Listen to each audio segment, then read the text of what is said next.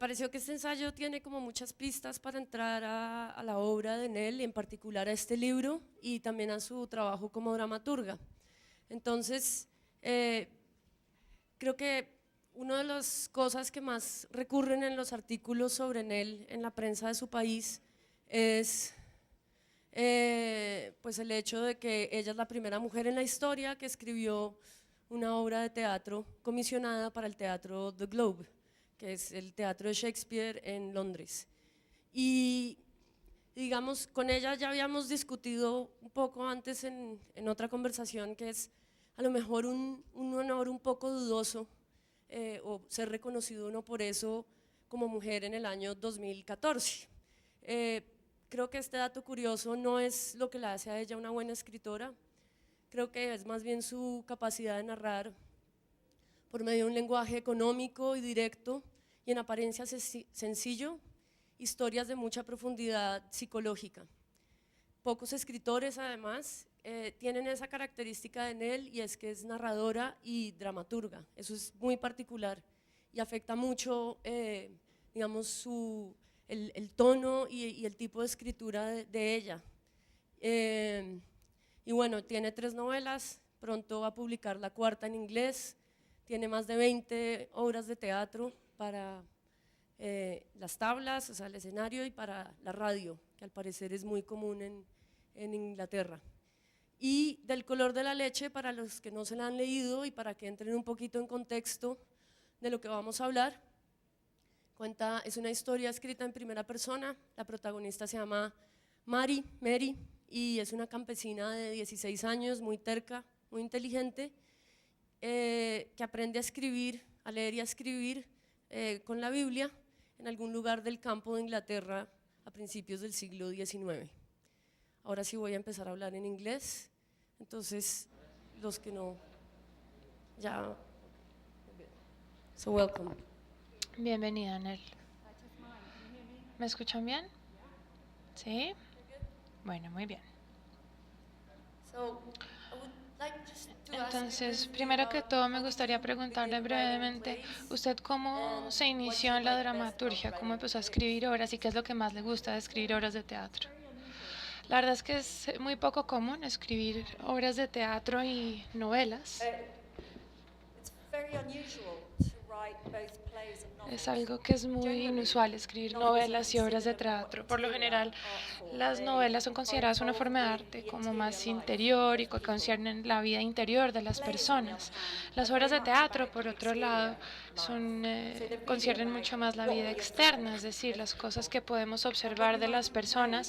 Entonces, cuando uno escribe obras de teatro, normalmente no se preocupa por el mundo interior, a menos que el actor o el personaje revelen ese mundo interior. Entonces, el drama se trata mucho más de revelar ese mundo interno a través del movimiento, a través del tiempo y el espacio en el escenario de una persona. Entonces, digamos que yo empecé primero que todo, digamos que yo me inicié en la literatura como lectora. Yo todavía tengo esta pasión por la lectura y yo siempre, o bueno, no siempre, pero digamos que cuando empecé a escribir, siempre pensé que yo me iba a convertir en novelista porque fue mi primer amor. Eso es lo que más me gustaba, pero de hecho lo que me di cuenta escribiendo novelas es que había muchas escenas que tenían mucho diálogo y que eran muy dramáticas. Entonces me di cuenta que esa era la parte más emocionante de escribir. Entonces una vez estaba escribiendo una novela y me encontré como atascada. Entonces en vez de seguir tratando, decidí cambiarla y escribir una obra de teatro. Entonces fue algo que simplemente se dio así, y esa obra que escribí la escribí para la radio, y esa obra terminó siendo transmitida en BBC, porque la verdad es que en Inglaterra tenemos muchas obras de teatro que se pasan por la radio. Me parece muy interesante que muchos escritores, como los novelistas tradicionales, tienen problemas con el diálogo. Tienen de de hecho unos diálogos bastante torpes y creo que eso afecta la manera como uno escribe sus novelas, ¿cierto? Sí, yo estoy de acuerdo con usted. Entonces, por ejemplo, uno tiene novelistas como Henry James. Entonces, Henry James escribió una obra de teatro y fue un desastre. Pero yo le hubiera podido salvar de ese desastre porque cuando uno lee Henry James, cuando uno la lee sobre papel, uno se da cuenta que no sabe escribir obras de teatro. Porque alguien como Dickens o como Henry James tiene que contarle todos los detalles, ¿cierto? Tiene que contarles todo.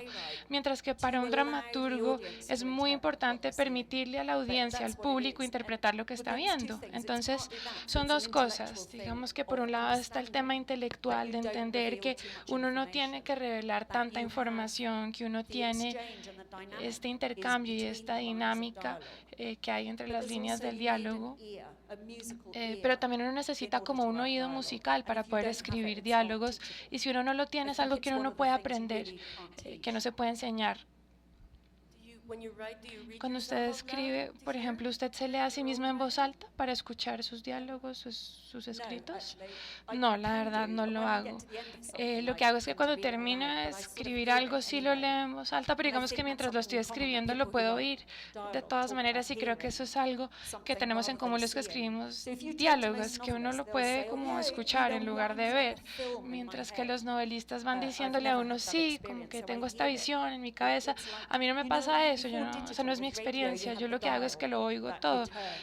Digamos que antes de que existiera la radio digital, uno tenía el dial del radio y uno le iba dando vueltas y vueltas y vueltas hasta que llegara al canal que era. Y es parecido el proceso con los dramaturgos, uno le da vueltas hasta que llega y encuentra su voz y eso es lo que me pasó con El color de la leche.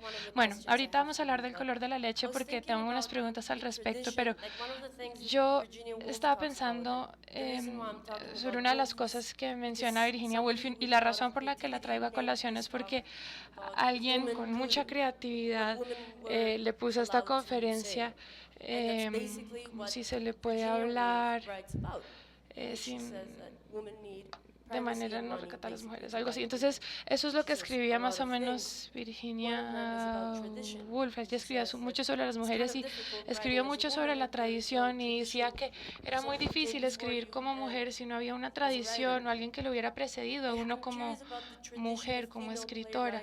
Entonces, reflexionaba mucho sobre la tradición de las mujeres dramaturgas y quería preguntarle cómo es el escenario de la dramaturgia en Inglaterra, porque para nosotros es difícil, digamos, que imaginarnos esa parte de su carrera. Bueno, pues es interesante, ¿no? Lo que menciona usted sobre ser una mujer escritora y eso es algo que nunca le preguntan a los escritores hombres. Nadie nunca les pregunta, bueno, ¿y qué se siente ser un hombre dramaturgo? ¿O qué se siente ser un hombre novelista? Y no estoy descartando estos temas porque son muy interesantes, pero digamos que hay una parte de mí que se desespera y dice, ay, otra vez me van a hacer esa pregunta y les voy a decir por qué. En la historia de las novelas, digamos que en la literatura inglesa, es una historia de mujeres brillantes. Jane Austen, George Eliot, son mujeres increíbles, extraordinarias.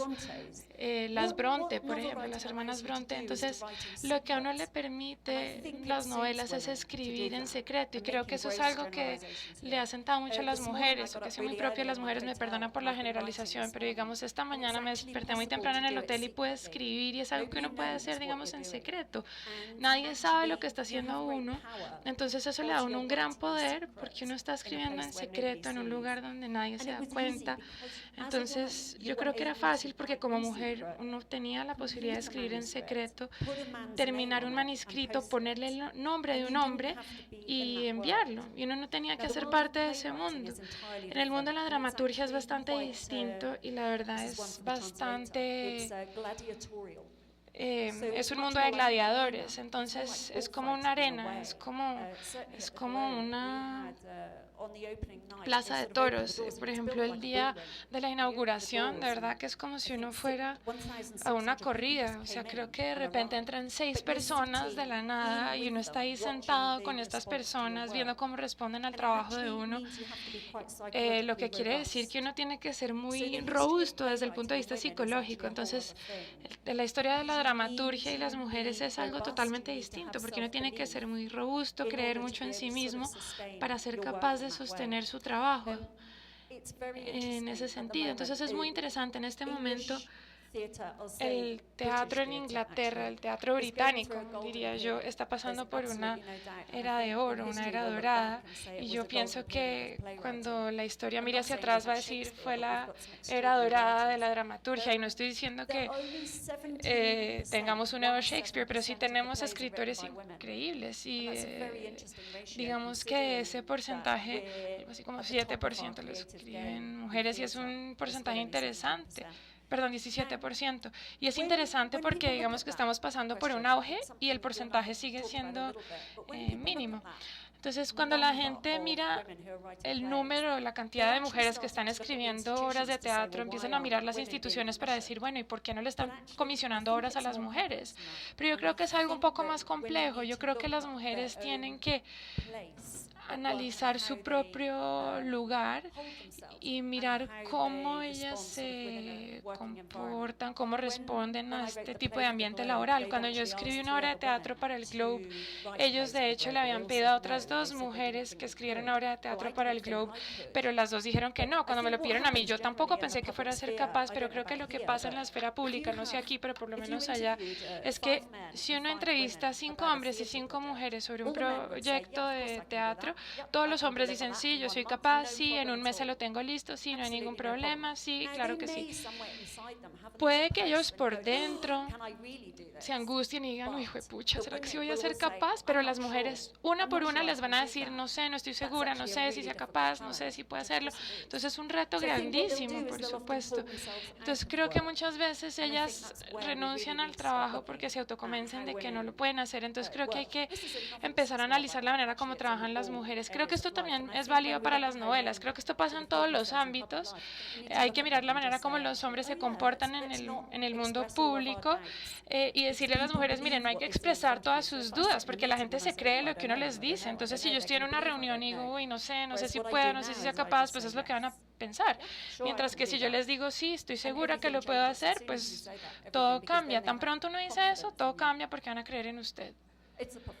Es como un performance, es como una máscara y una máscara que se empieza a volver parte de uno si uno no lo hace durante un periodo de tiempo lo suficientemente largo. Uno va a aprender a creer en sí mismo a la larga.